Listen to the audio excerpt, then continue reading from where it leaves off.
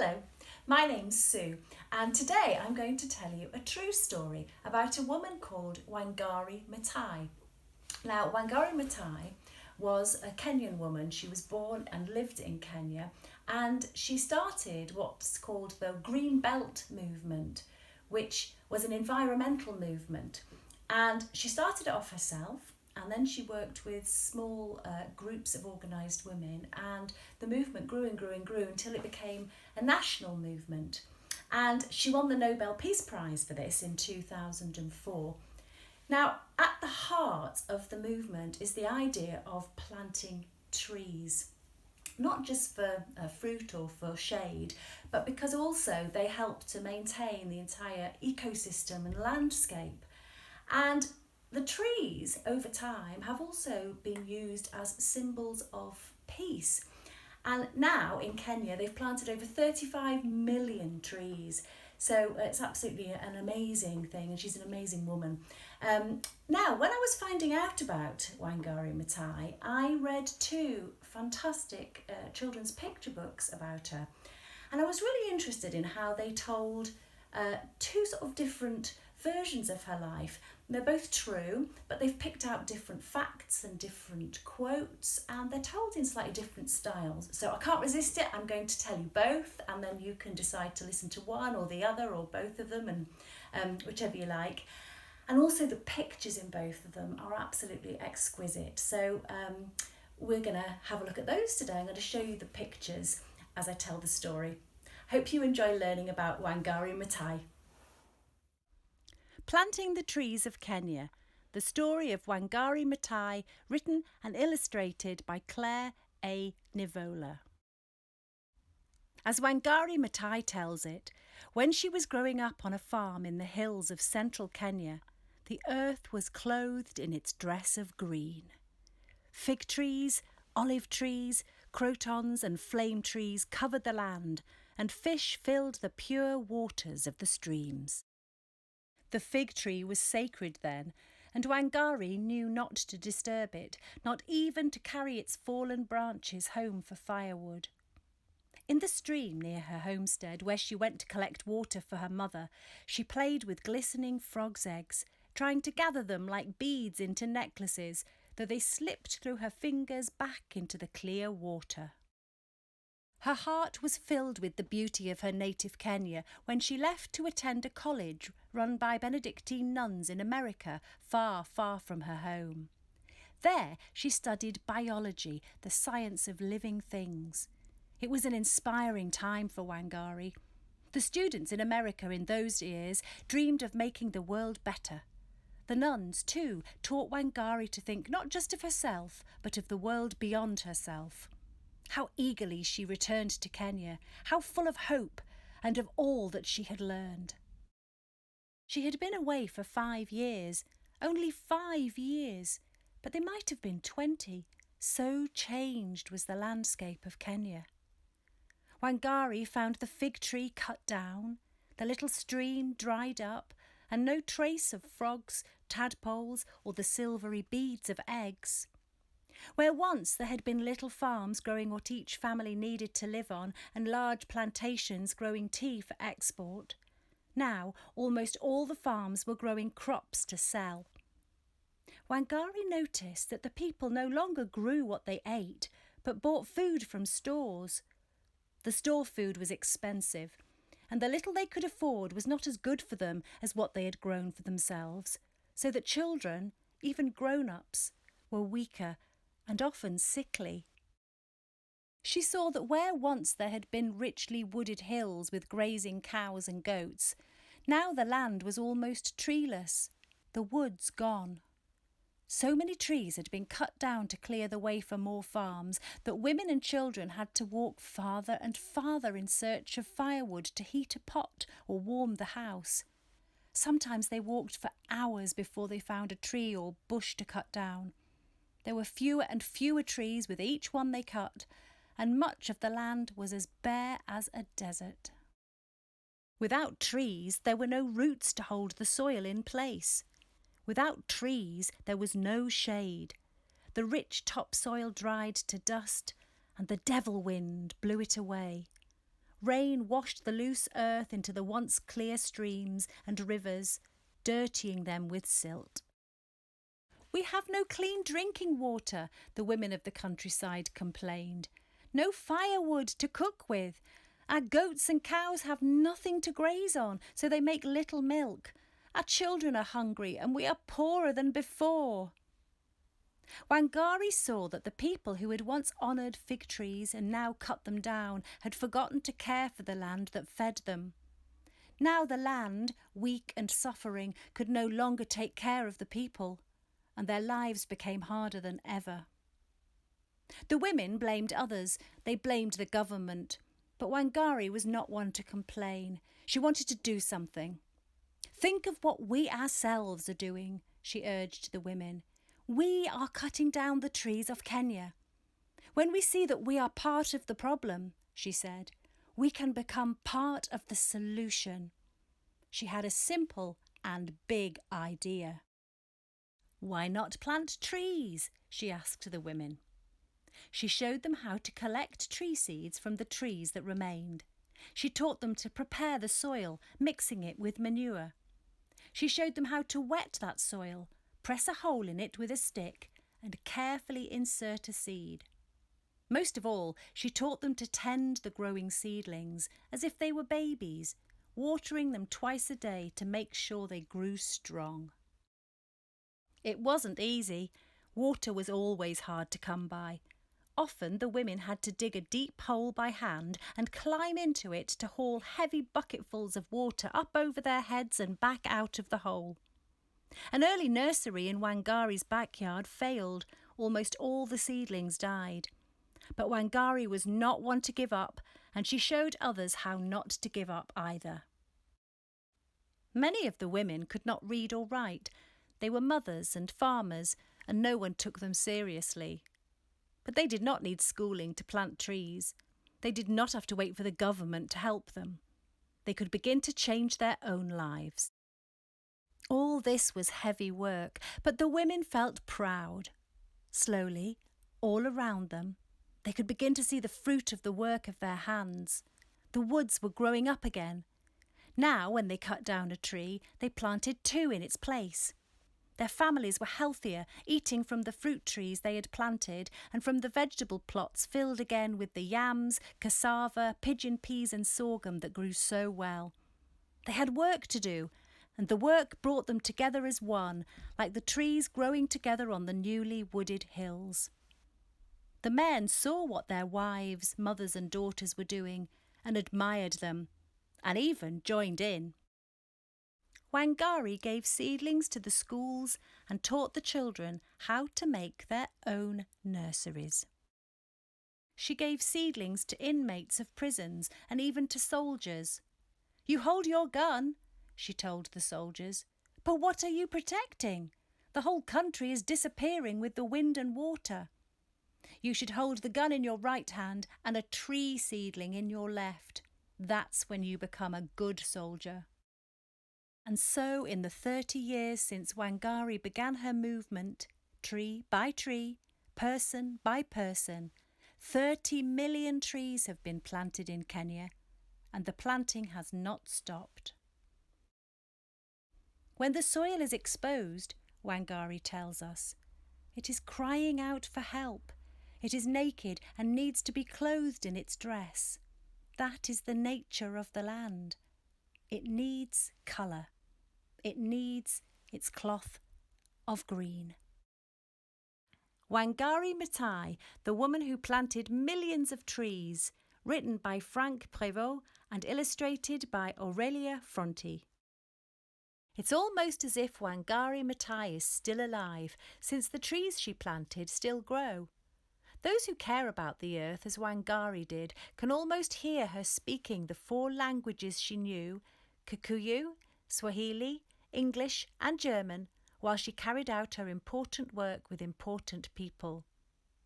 Wangari encouraged many village women.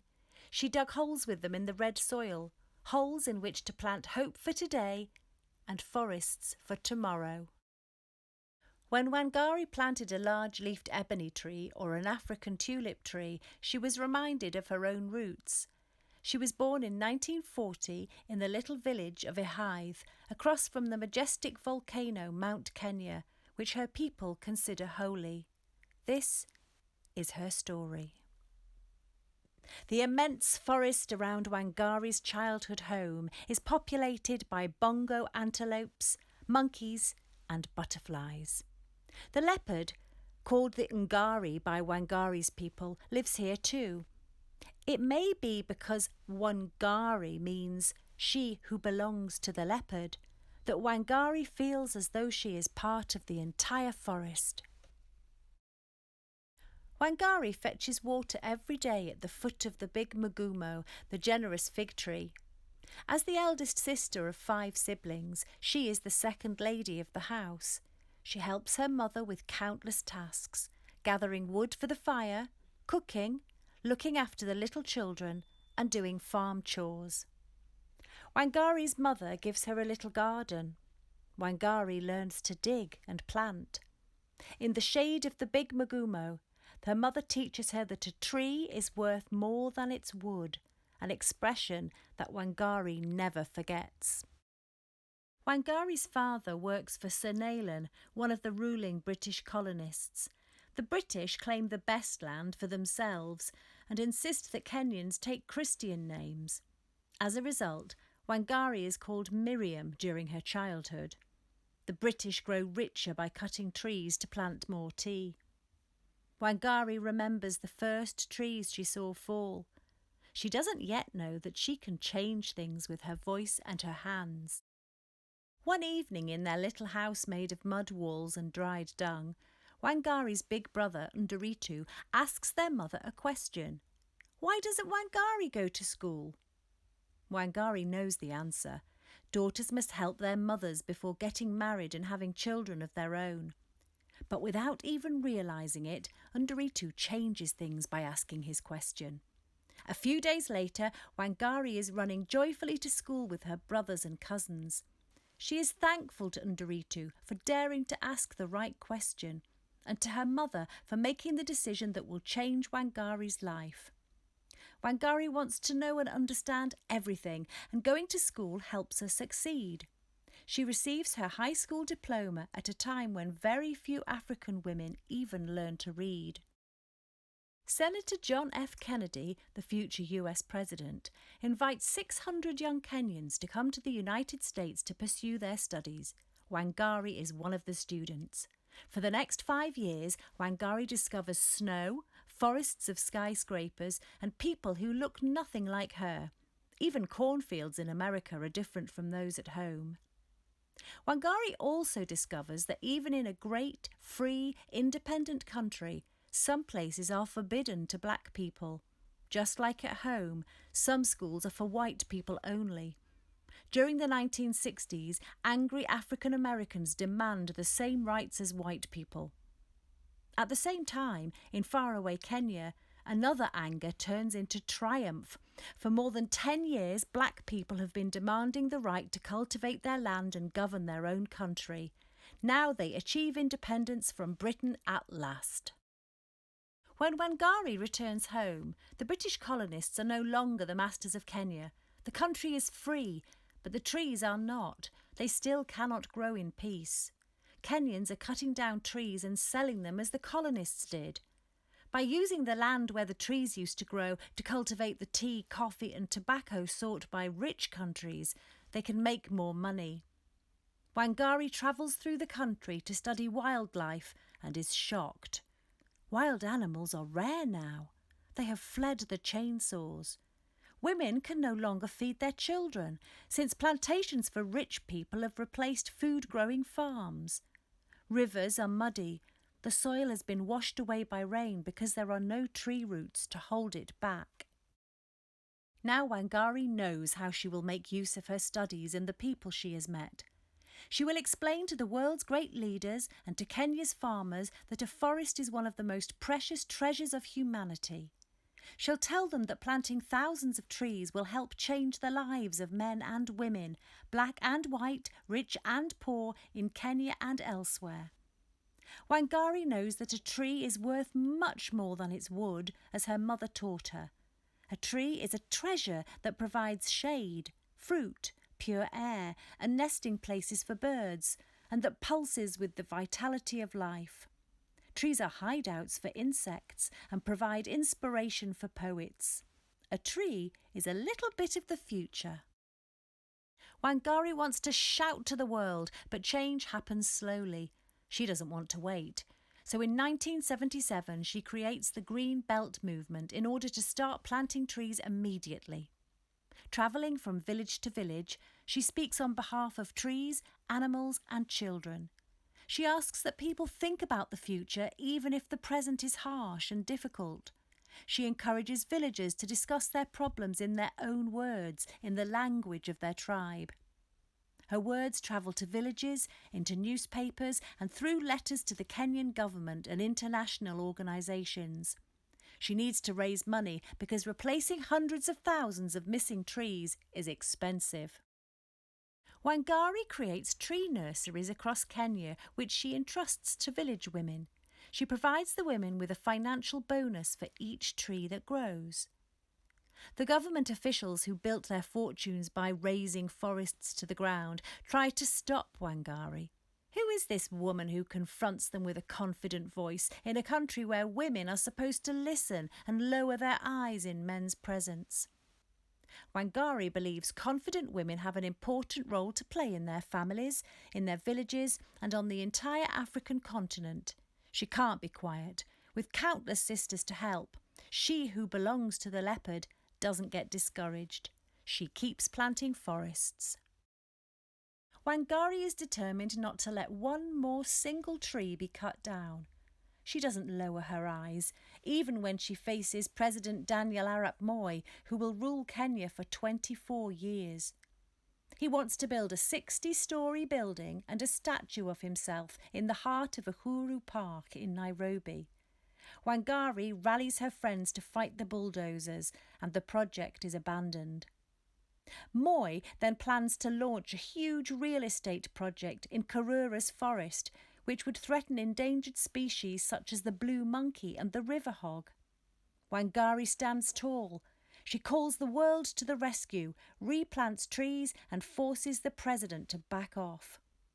After her victories, a Kenyan man tells her, "You are the only man left standing." But standing up against the authoritarian power of Daniel Arap Moi is dangerous. Wangari is now a threat. She knows that the president will stop at nothing to silence her. He is a powerful man who orders police to shoot at crowds of demonstrators. She is humiliated, hit, hurt and imprisoned several times, but she doesn't give up. Each time she is released, she fights to liberate political prisoners and speaks out against torture. Wangari receives death threats and often must hide outside of Kenya, but she perseveres. Wangari wants to make democracy grow, like trees. She knows that if her people work together to decide the laws of her country, it will become stronger. She dreams that Kenya's children will be able to play with tadpoles in clear water under fig trees at the edge of great forests. She wants them to be able to eat when they are hungry. Wangari quickly realises how many more battles she must fight in order to save the trees. She runs several times for elected office, creates an environmental party and rallies the opposition to try to bring down Daniel Arap Moi. Facing rising protest, President Moi tries to divide the people in order to rule. He knows that when tribes fight one another, the president can quietly govern the way he wants. Wangari and the Green Belt movement help foil Moi's trap. She suggests offering young plants from tree nurseries to neighbouring tribes in symbolic gestures of peace. Little by little, those peace trees bear their fruits. Wangari even succeeds in convincing soldiers to help her cultivate friendships among tribes. President Daniel Arap Moi finally falls in 2002. The country has a new constitution, which requires him to retire, and his party loses the election. Wangari is elected to Parliament. The new president appoints her Assistant Minister of the Environment, Natural Resources and Wildlife. For Wangari, now affectionately called Mama Miti, or the Mother of Trees, a new part of her story begins. She now holds the power to make decisions. She can finally work to make Kenya a fair nation for women, men and trees. Today there are more trees in Kenya than there were when Wangari began her work, and democracy has been established. The Greenbelt movement still protects trees such as those in the Congo Basin, the second largest tropical forest in the world. Wangari Maathai and her supporters planted more than 30 million trees, and every day, even now, new ones are planted in Kenya. Wangari Maathai was awarded the Nobel Peace Prize on October 8, 2004 for the countless seeds of hope she planted and grew over the years. She was the first African woman to receive the prize. To celebrate, she planted a Nandi flame tree at her home in Nyeri, at the base of Mount Kenya. The mountain and the inhabitants of the forests around it, leopards, bongo antelopes, other wild animals and humans, must have been proud that day. Despite her numerous responsibilities, Wangari Maathai never forgot the importance of the simple and concrete act of planting. This is a picture of Wangari Maathai at a United Nations conference dedicated to human rights. What a phenomenal woman!